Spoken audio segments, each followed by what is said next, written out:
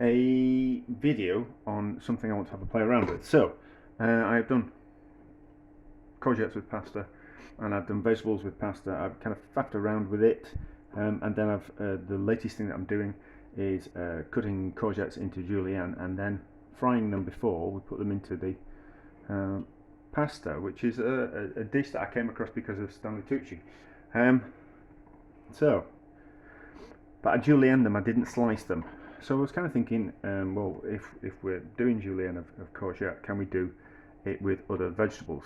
So we're going to go with carrots, see if it does the same thing. So we're going to have julienne these carrots. There is 300 grams worth of carrots, and then we're going to fry them in this olive oil. Now this olive oil was the olive oil I used to cook the courgettes, or fry the courgettes until they were golden.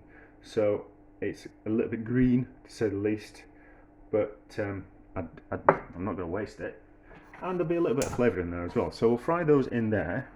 So it's basically a case of drying out the moisture from them through a cooking process, and because it's oil, the liquid would evaporate off, whereas if we were cooking these carrots in liquid, then the liquid would absorb that flavour, absorb the liquid that comes out of the carrots. So by frying them, what we're doing is frying is actually, even though oil is wet, frying is a dry method of cooking. Dry because we're not using a liquid, even though oil is a liquid. But it's not, because it's not a water soluble liquid.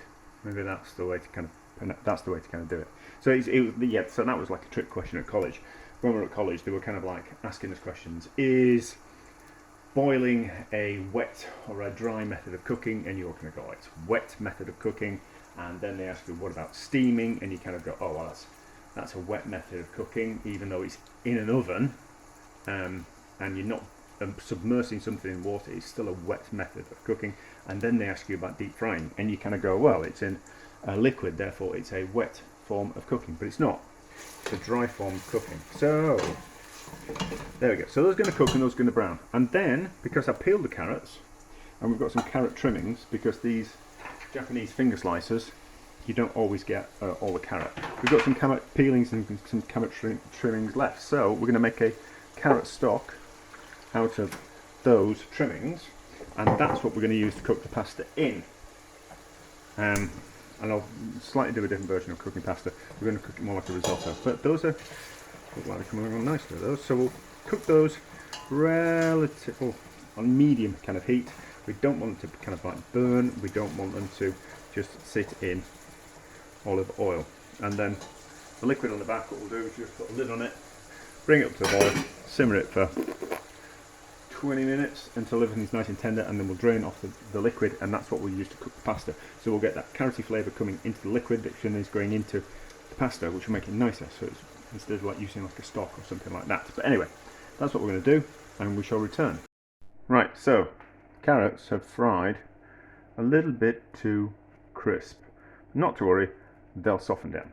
And then I've just given the carrot stock a bit of a puree so it's smooth. So we're going to strain the actual carrots out of it. So we've got 170 grams worth of dried pasta there, and we're going to strain the liquid out of the sauce onto the, unsuccessfully. We're just going to pour the liquid from the stock onto the pasta to soften it before we cook it, and then it'll fit in the pan. Now,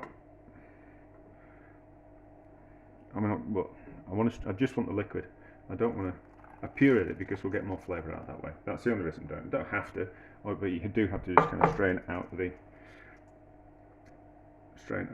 solid matter from the stock. But by puring it, we just get a little bit more flavour, and that's just going to soften the pasta enough that we can cook it in the pan more like a risotto than a conventional way of cooking pasta. Although there is the assassin's pasta, isn't there? Which is where you fry pasta. I think we just need to add a bit more water to that.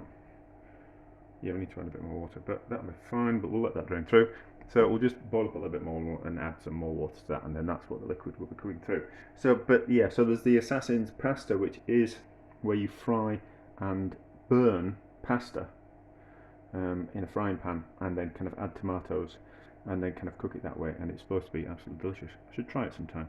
But it's the same kind of principle, and then you cook the pasta like a risotto, not with a lot of water, with a little bit of liquid. So same kind of principle. So nothing's new, is it, ever? So it doesn't need a bit more liquid. It just needs a little bit more liquid. So I'll just add a little bit more hot water to that, but that'll slowly drain while I'm out swimming, just for an hour or so, something like that. No, I'm not going to swim for an hour. I'm going to swim for 45 minutes. But that'll just drain and soften. Anyway, there we go. That's what we're doing. As you can see, and hear me making a noise, that the pasta is soft, and it's gone into a pan with that liquid. So that liquid is full of the starch from the pasta, which is leaked out, which is going to be one of the things that forms the sauce that we make with this pasta. So the starch from this, put a little bit of oil in from the frying of the carrots. It's also the oil from the courgettes, so it's got those two kind of flavours kind of going on.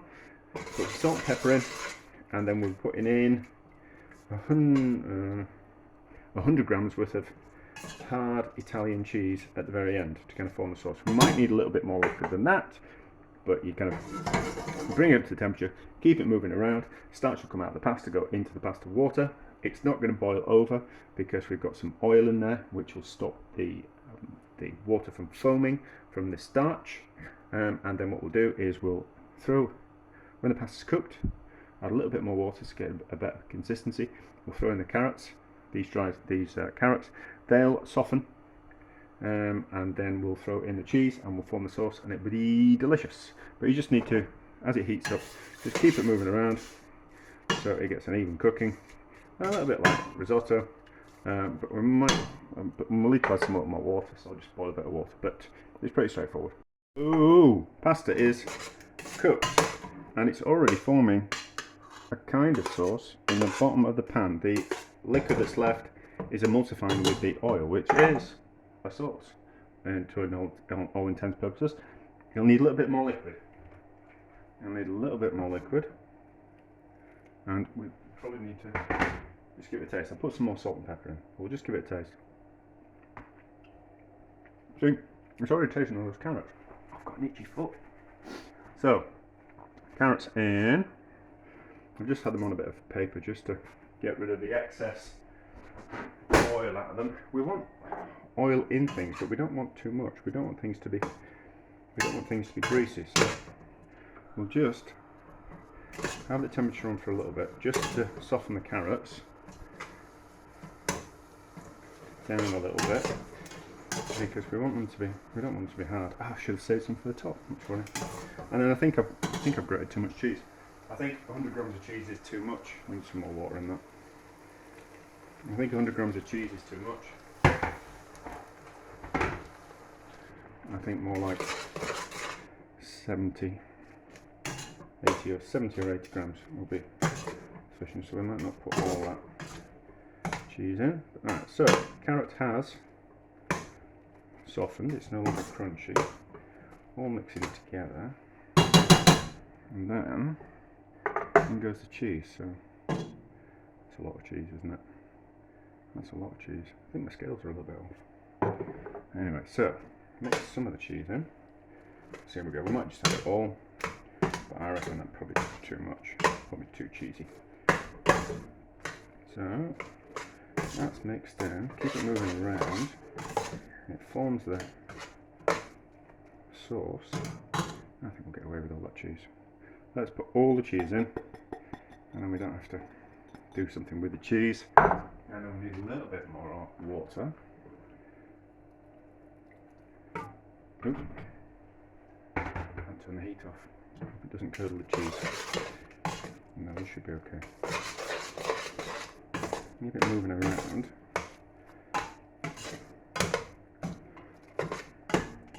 Should have turned the heat off.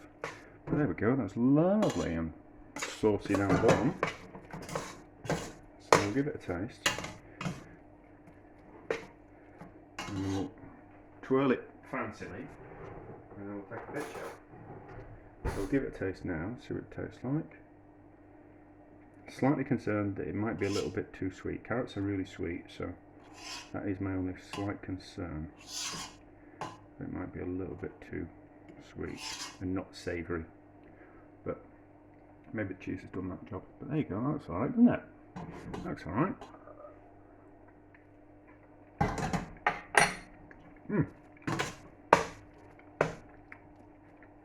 No, that's good.